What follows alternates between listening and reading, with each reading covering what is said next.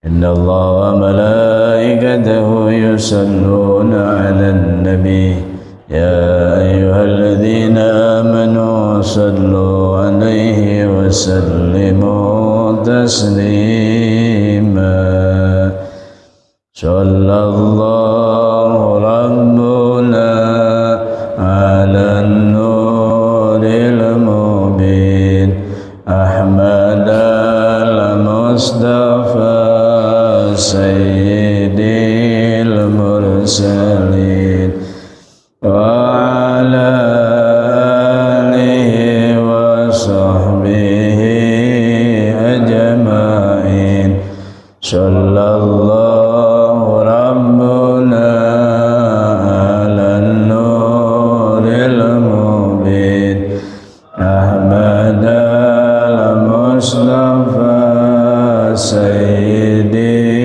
المرسلين وعلى آله وصحبه أجمعين صلى الله ربنا على النور المبين أحمد المصطفى سيد المرسلين وعلى آله وصحبه أجمعين اللهم صل وسلم وبارك عليه.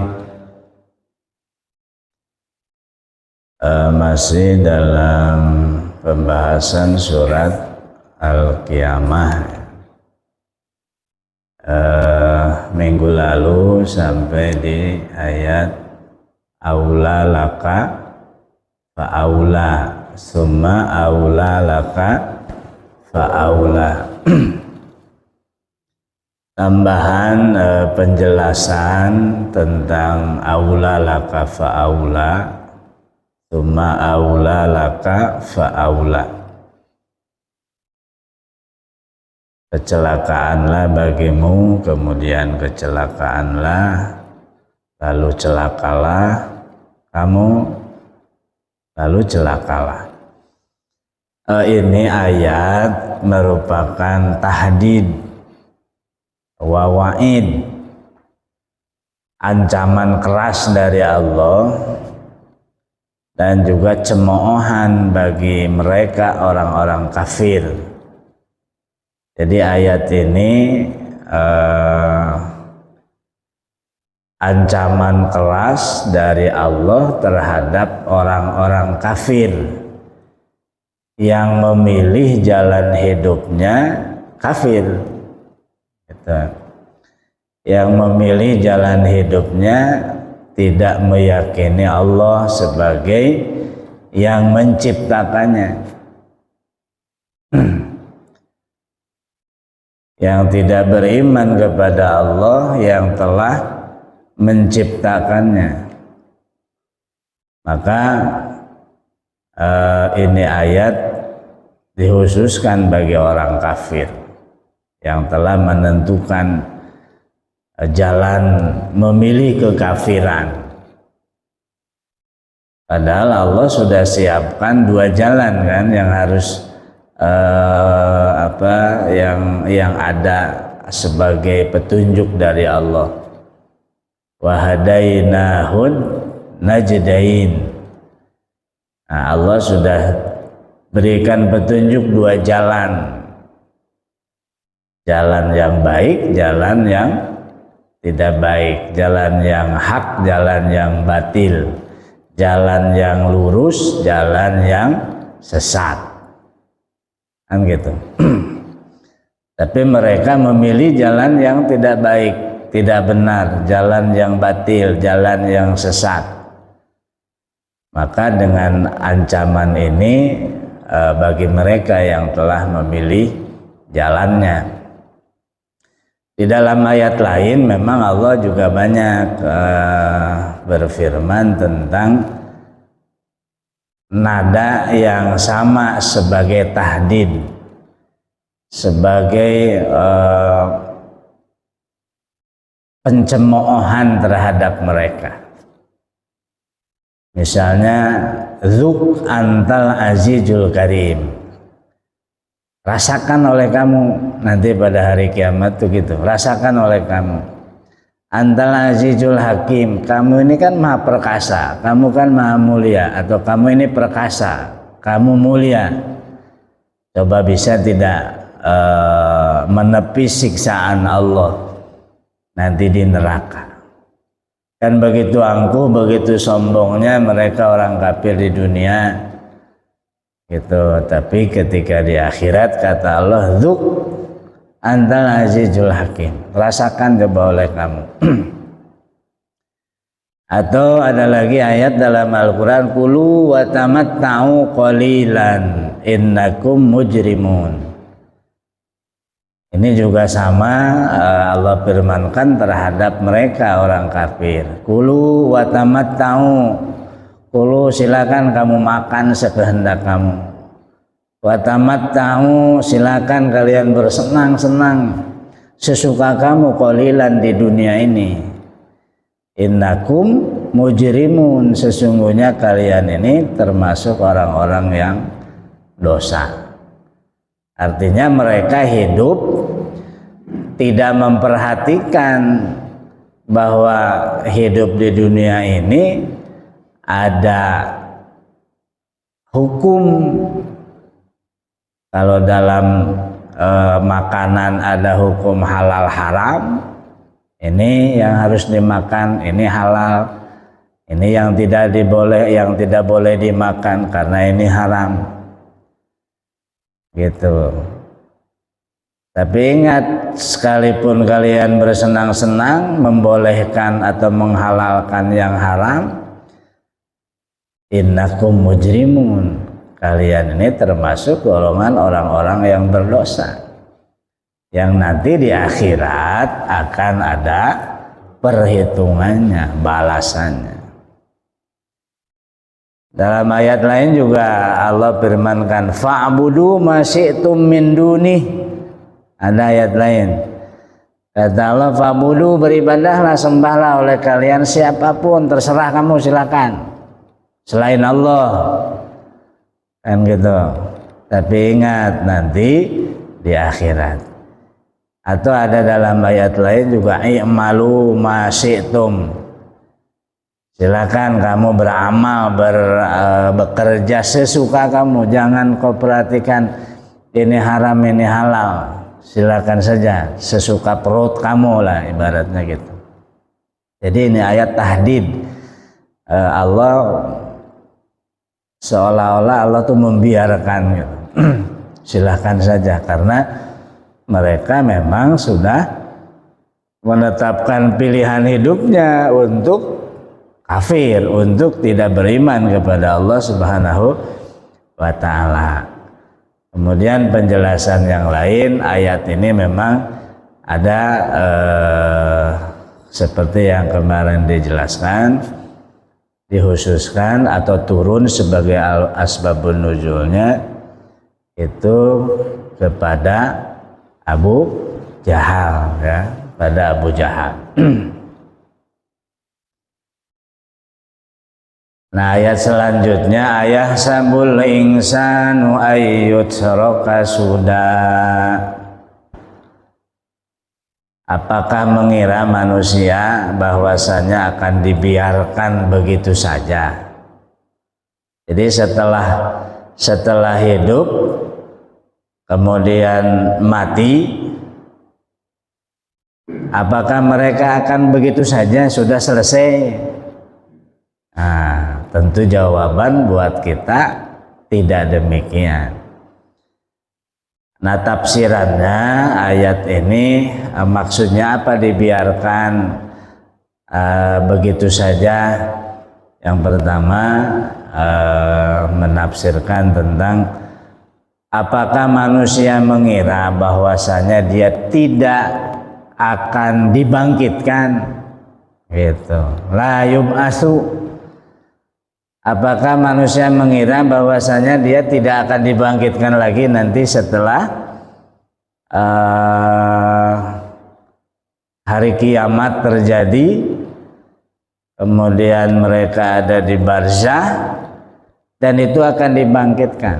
Nah, ini pertanyaan yang memang bagi kita sebagai orang yang beriman tentu jawabannya tidak, melainkan akan dibangkitkan. Nah, tetapi orang-orang kafir tidak mengimani itu, ya, tidak mengimani hari kiamat.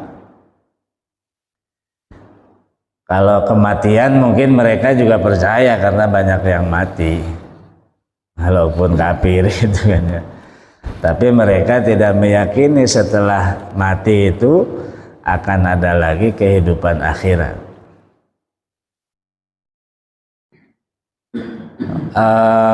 Imam Syafi'i juga menafsirkan atau berpendapat tentang ayat ini.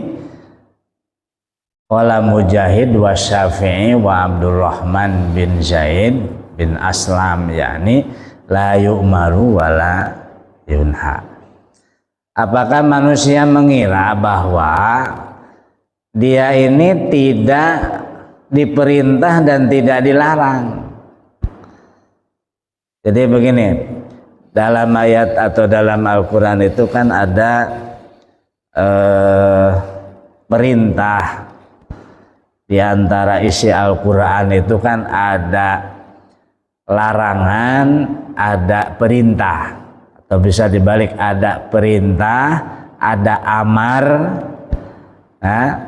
ada nahyun, amrun, nahyun, sebaliknya, amrun perintah, nahyun larangan. Dan itu di antara isi Al-Quran. Di dalam Al-Quran itu ada perintah, ada larangan. Perintah berarti harus dilaksanakan, larangan berarti harus ditinggalkan atau harus dijauhi. Nah, perintah atau ayat tersebut yang mengandung di dalamnya ada amar dan nahyun, ada amrun, ada nahyun, ada perintah, ada larangan. Khitobnya, sasarannya itu kepada semua manusia, gitu, kepada sesama manusia. Karena Allah menciptakan manusia itu kan untuk apa? Untuk supaya menyembah Allah. Wa ma khalaqtul jinna wal insa illa liya'budun. Kan gitu. Tidaklah aku ciptakan jin dan manusia itu kecuali untuk menyembahku, untuk beribadah kepadaku. Berarti semua manusia pada dasarnya terkena perintah itu. Hanya setelah ada persyaratan, ya, setelah ada syaratnya, maka mereka walaupun terkena perintah, tetapi kalaupun melaksanakan sebelum terpenuhi syaratnya, ya tetap tidak jadi amal. Ya, di antara syarat rukunnya itu adalah beriman kepada Allah, beriman kepada Rasulnya. Ya. Jadi intinya mereka sama. Terkena dengan perintah harus melaksanakan perintah Allah, harus menjauhi larangannya, gitu. Mereka juga orang kafir tuh. Tapi karena syarat rukunnya ditinggal, rukun agamanya tidak ada. Mereka tidak mau beriman kepada Allah, tidak mau berucap kesaksian kepada Allah dan Rasulnya, sehingga tidak lagi memperhitungkan amar ma'ruf nahil munkarnya, atau tidak lagi ada diperhitungkan harus melaksanakan perintah Allah, harus menjauhi larangan Allah, karena memang rukun agamanya tidak ada. Syarat rukun harus mengerjakan itu sudah tidak ada bagi mereka. Nah, gitu orang kafir. Pendapat yang lain tentang ayat sabul insan wa ayyutraka sudah, pendapat yang zahir anal ayata ta'umul halaini, ini sesungguhnya ini ayat mencakup al halaini, dua hal. Nah, dua hal. Jadi mencakup dua hal. Mencakup dua hal di dunia dan di akhirat. Di dunia dan di akhirat. Jadi dua ayat ini atau ayat ayah sabul insanu ayat roka sudah, apakah manusia mengira dia akan dibiarkan begitu saja? Tentu jawaban buat kita tidak. Nah, jawaban yang benar, jawaban buat kita adalah tidak. Maksudnya dibiarkan di dunia dan di akhirat. Apakah mereka mengira bahwa di dunia itu dibiarkan begitu saja, tidak harus melaksanakan perintah Allah dan tidak harus menjauhi larangannya? Itu di dunia. Tentu jawabannya tidak. Mereka juga sama. Pada hakikatnya manusia yang diciptakan oleh Allah, yaitu harus melaksanakan perintah Allah, harus menjauhi larangan Allah. Tetapi mereka tidak memenuhi syaratnya harus melaksanakan itu karena tidak beriman kepada Allah. Itu satu. Yang kedua, apakah mereka dibiarkan begitu saja? Maksudnya layat ruku fi qabrihi. Apakah mereka ini dibiarkan begitu saja di kuburannya,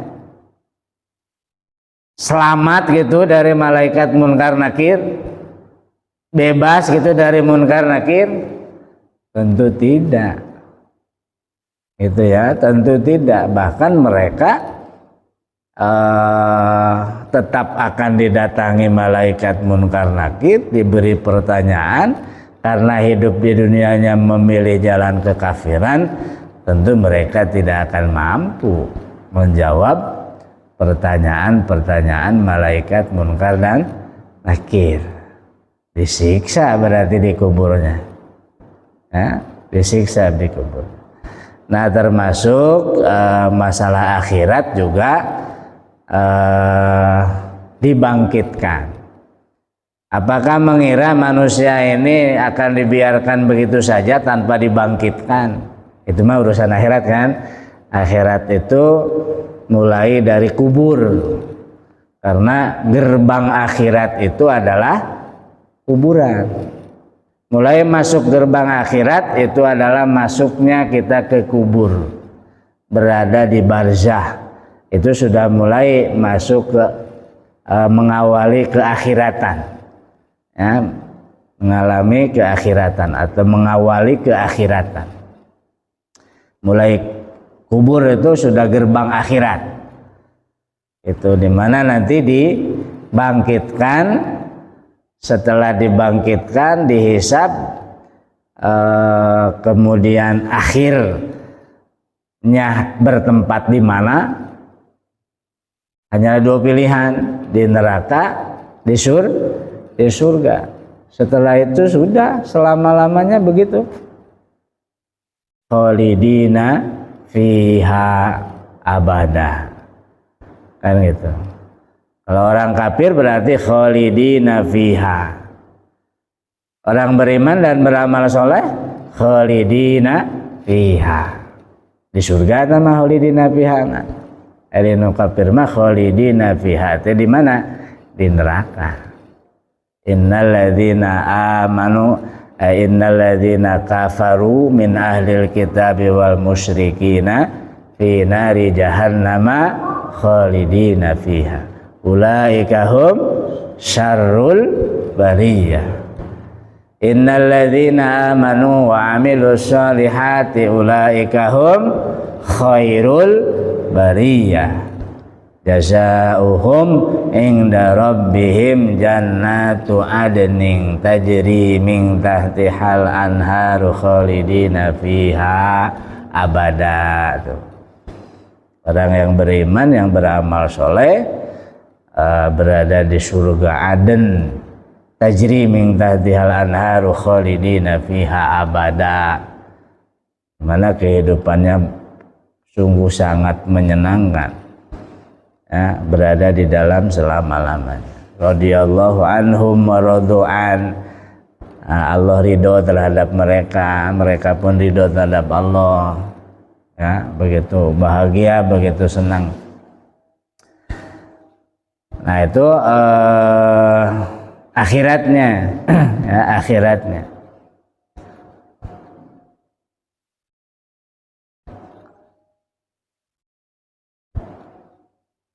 Jadi intinya ayat ini manhiyun fid dunya atau ma'murun manhiyun fid dunya, tetap di dunia mereka diperintah, mereka dilarang, mahsyurun ilallahi fid daril akhirah. Kemudian di akhirat mereka juga akan dikumpulkan, dibangkitkan, dikumpulkan, kemudian dihisab, yang akhirnya ditempatkan di neraka tentunya.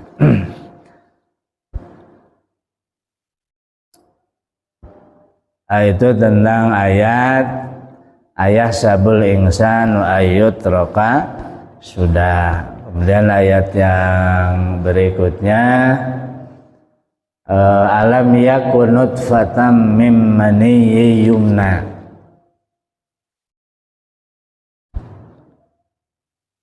Bukankah kamu ada itu berasal dari nutfah, ya, dari nutfah min maniyyin yumna, dari setetes air yang hina. Nah, ini ayat supaya manusia ini sadar, kita ini sadar. Ya, kita ini sadar, dikembalikan oleh Allah gitu ya, dikembalikan supaya kita sadar tuh memang harus sering kita bertafakur, sering kita bermuhasabah, mengembalikan diri kita ke nol, ke titik nol, ya, mengembalikan kita ke titik nol. Titik nolnya itu ya kita diciptakan oleh Allah dari setetes air yang hina. Ya, dari setetes air yang hina. Bukankah kamu ada ini dari nutfah, ya, dari nutfah mim maniyyin yumna, dari mani yang ditumpahkan. Ini supaya nutfatan do'ifatan, kan gitu. Jadi setetes air yang lemah sekali, ya, yang lemah sekali, yang memang Allah memproses dengan kekuasaan Allah, dengan kasih sayang Allah, gitu, sampai ke jadi segumpal daging, jadi segumpal darah setelah percampuran itu kan, jadi segumpal darah, terus segumpal daging, kemudian tulang belulang, dibungkus lagi dengan daging, fakasyaunal idhama lahma. Nah, itu di mana Allah simpan? Fil arham, di rahim-rahim ibu.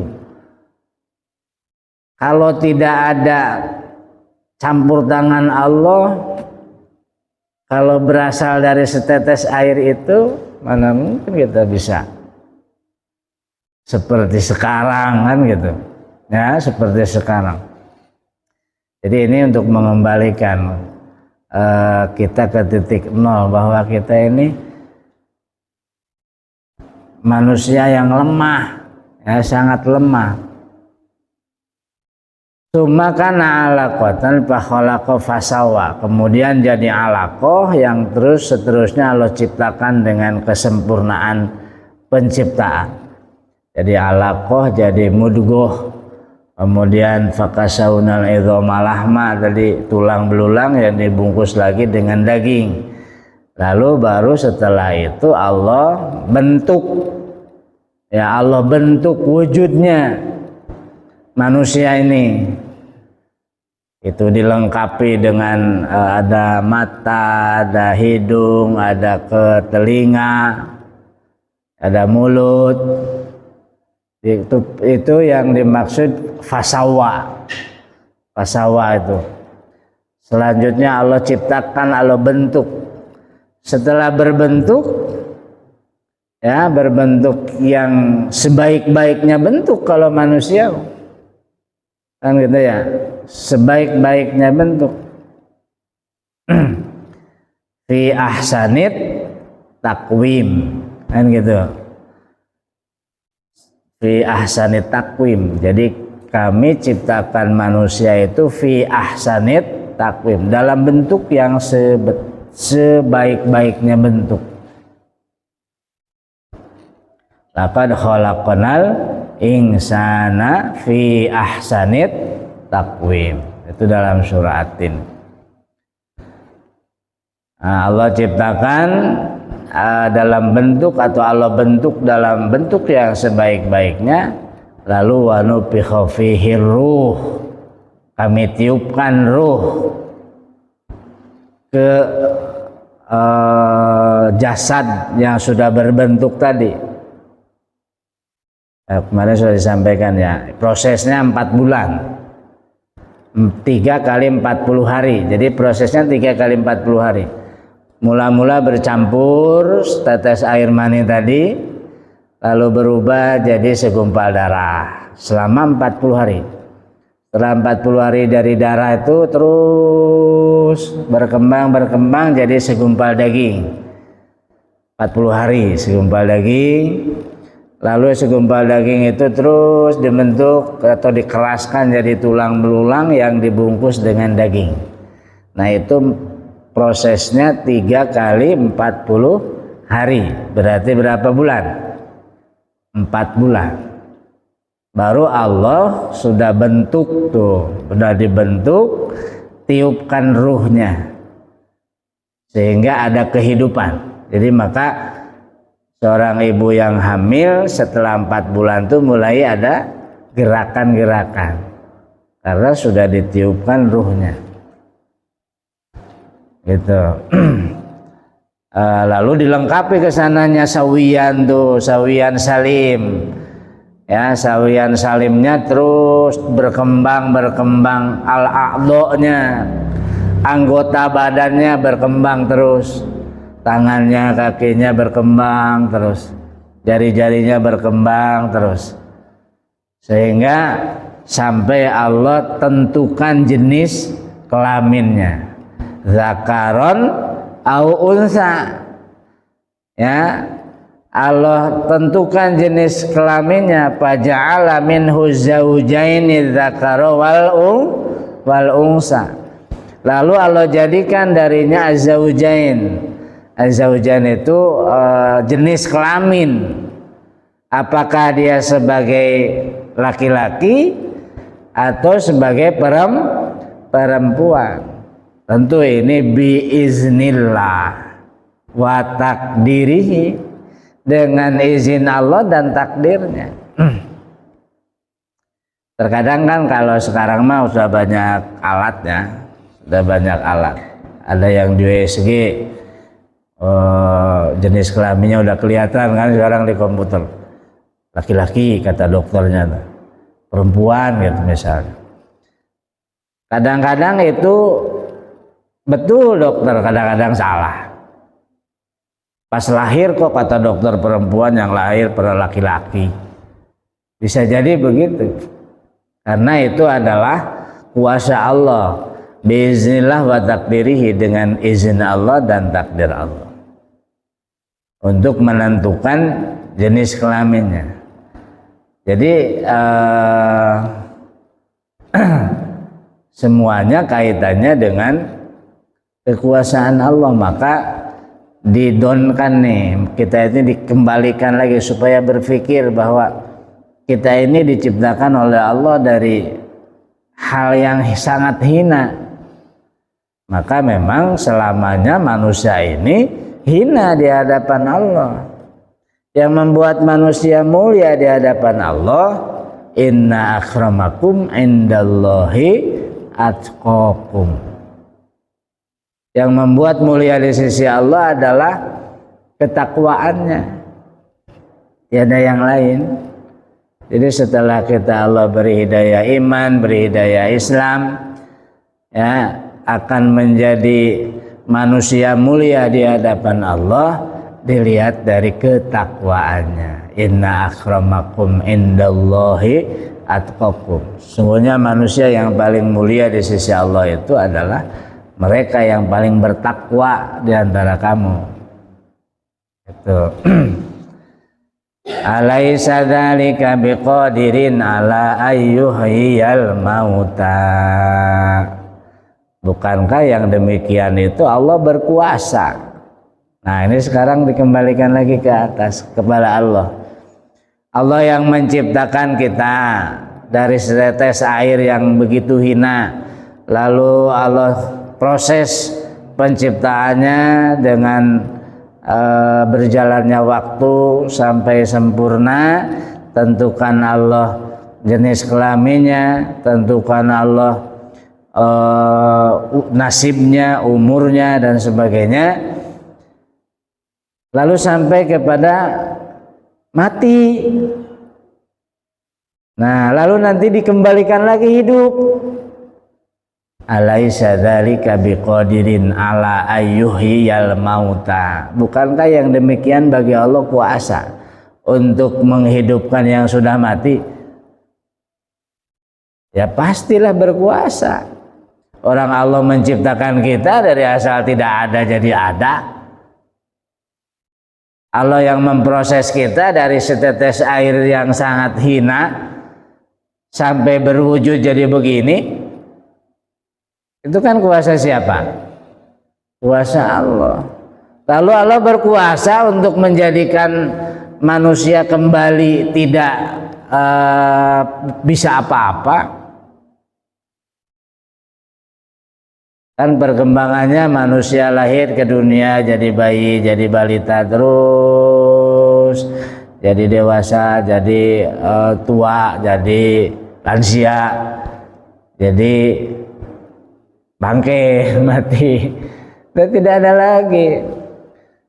Nah, setelah mati udah ini jasad tidak bisa ngapa-ngapain lagi.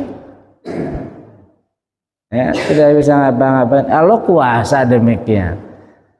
Lalu nanti harus membangkitkan lagi. Masa Allah tidak kuasa bangkitkan lagi?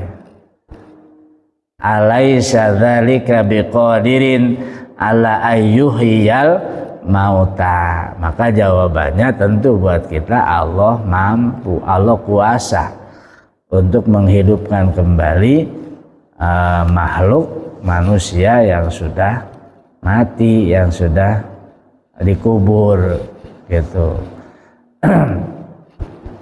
Biqadirin an ala an yu'idahu kama badahu.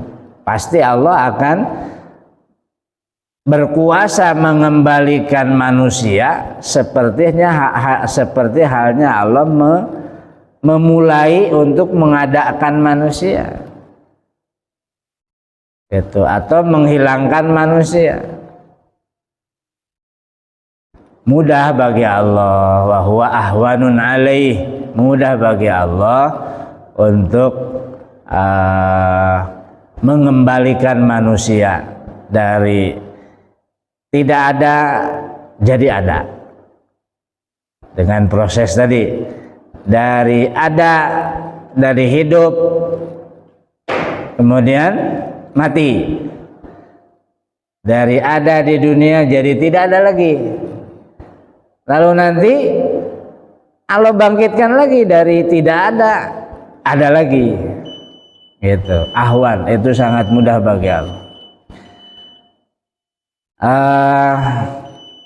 mengenai ayat ini atau surat Al-Qiyamah ini ada ilmu yang bisa kita amalkan dalam sebuah hadis. Kalau kita mendengar surat Al-Qiyamah dibacakan sampai dengan akhir, alaysa dzalika biqadirin ala ayyuhyal mauta. Nah, kita sunnah menjawab subhanaka Allahumma. Jawabannya itu subhanaka Allahumma fabala. Tapi ada juga yang lebih simpel ya, yang lebih simpel bahwa jawabannya itu adalah subhanaka. Cukup subhanaka. Man qara'a minkum, hadis ini berjelaskan dengan hadis. Man qara'a minkum bitin wa zaitun fantaha ila akhiriha alaihissallahu bi'akamil hakimin. Barang siapa yang membaca di antara kamu surat At-Tin, Wat-Tin wa Zaitun sampai akhir ayat, alaihissallahu bi'ahkamil hakimin. Nah, kalau kita yang mendengar itu sunnah jawab. Jawabannya apa? Bala wa ana ala dzalika minasyahidin. Hafal enggak? Pantasan kalau saya baca ayat udah diam aja. Jawabannya bala wa ana ala dzalika minasyahidin. Ada itu ya papan tulisnya. Nantilah di WA ya. Di WA, di grup di Pak itu deh. Alaihissallahu bi'akamil hakimin. Nah, makmum atau kalau kita mendengar surat At-Tin dibaca sampai alaihissallahu bi'ahkamil hakimin bala wa ana ala dzalika minasyahidin. Imam juga sama, diam dulu, jangan langsung ruku. Imam langsung boleh ngikut jawab, boleh menunggu atau memberi kesempatan makmum menjawab dulu baru ruku. Kalau lagi sholat ya, kalau lagi sholat. Ya imamnya gak tahu juga. Ya harus sekarang kan tahu. Jadi jawabannya setelah surat At-Tin itu dibaca bala wa ana ala dzalika minasyahidin. Itu hadis yang pertama. Lanjutannya wa man qara'a la uqsimu biyaumil qiyamah. Barang siapa yang membaca surat Al-Qiyamah, la uqsimu biyaumil qiyamah sampai akhir ayatnya kan alaisa dzalika biqadirin ala ayyuhyal mauta, maka kita menjawabnya bala. Nah itu mah pendek, cukup bala saja. Bala lain bala loba sampah. Bala itu iya, betul, iya betul itu bala. Atau kalau tadi mau memuji Allah dulu dengan subhanaka, boleh subhanaka wa bala. Maha suci engkau ya Allah, dan betul demikian bahwa engkau itu maha kuasa untuk menghidupkan kembali yang sudah mati. Dua terus. Jadi surat At-Tin, surat Al-Qiyamah kalau didengar atau mendengar dibaca sampai akhir, maka kita sunnah menjawab bala, gitu ya, bala. Waman qara awal mursalat, barang siapa yang membaca surat Al-Mursalat, dan ini mah udah kemarin dan dibahas.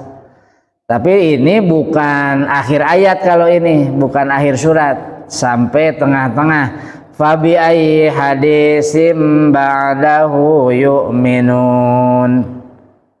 Nah sampai ayat itu maka kita sunnah menjawab amanna billah, kami beriman kepada Allah. Fabi ayyi hadisim ba'dahu yu'minun, sampai ayat itu. Nanti si imam kalau lagi baca atau kalau kita lagi baca Quran sampai ayat itu berhenti dulu, jawab amanna billah. Nanti dilihat di dalam surat Al-Mursalat. Kalau sampai dengan fabi ayyi haditsim ba'dahu yu'minun, nah itu jawabannya amanna billah. Nah ini surat ayat keberapa ya? Ada di wal mursalati urfa, itu mah tidak sampai akhir, tidak sampai akhir surat. Jadi ketika sampai fabi ayyi hadisim ba'dahu yu'minun, itu ayat keberapa tuh? Hah? Akhir bukan? Oh sampai akhir juga ya. Wailu yauma idzil lil mukadzibin fabi ayyi hadisim ba'dahu, oh ya sampai akhir. Akhir surat Al-Mursalat fabi ayyi hadisim ba'dahu yu'minun, akhir juga. Maka kita jawabannya amanna billah. Jadi semuanya surat Atin juga sampai akhir. Alaihissallahu bihakamil hakimin bala wa ana ala dzalika minas syahidin. Kemudian surat Al-Qiyamah tadi. Surat Al-Qiyamah kita baca sampai akhir. Alaysa dzalika biqadirin ala ayyuhiyal mauta. Maka jawabannya bala atau subhanaka wa bala. Maha suci engkau dan betul, iya betul bahwa engkau ini maha kuasa untuk menghidupkan kembali yang sudah mati. Surat Al-Mursalat akhir juga fabi ayyi hadisim ba'dahu yu'minun. Jawabannya apa ini? Amanna billah. Tuh ilmu tuh ya, ilmu yang harus diamalkan. Nah, amalkan. Dicatat gitu supaya ingat. Sampai rumah mah biasanya lupa lagi ya. Pak Arifin lah yang mencatat, ada tuh, atau nanti di WA ya. di WA kalau habis surat baca Atin jawabannya bala wa ana ala dzalika minasyahidin. Kalau surat Al-Qiyamah subhanaka wa bala. Kalau surat Al-Mursalat amanna billah. Alhamdulillah untuk surat Al-Qiyamah ini sudah tuntas, dan insya Allah minggu depan kita memulai surat yang baru, surat apa? Setelah surat Al-Mursalat surat apa sebelumnya? Al-Mudassir ya. Surat Al-Mudassir. Nah ini Al-Mudassir nanti dalam sejarah juga merupakan wahyu yang turun setelah surat Al-Alaq kalau nggak salah. Nah, setelah surat Al-Alaq. Perintah kepada Rasulullah untuk berdakwah secara terang-terangan ya, secara terang-terangan. Ini dalam surah Al-Mudassir. Alhamdulillah, sadaqallahul azim wa sadaqa rasulun nabiyul karim, wa nahnu insyaallah minasyahidin wa syakirin. Alhamdulillah rabbil alamin. Mudah-mudahan ada manfaat, ada keberkahan Al-Quran yang kita pelajari, juga ada ilmu yang bisa kita amalkan, dan Al-Quran menjadi syafaat buat kita nanti di akhirat. Amin ya rabbal alamin. Wallahu a'lam bishawab. Shallu ala nabi. Allahumma shalli ala sayyidina Muhammad wa ala ali sayyidina Muhammad. Bismillahirrahmanirrahim. Wal 'asri innal insana lafi khusrin illa alladzina amanu wa 'amilus sholihati wa tawasaw bil haqqi wa tawasaw bis sabr. Subhanaka Allahumma wa bihamdika asyhadu an la ilaha illa anta astaghfiruka wa atubu ilaik.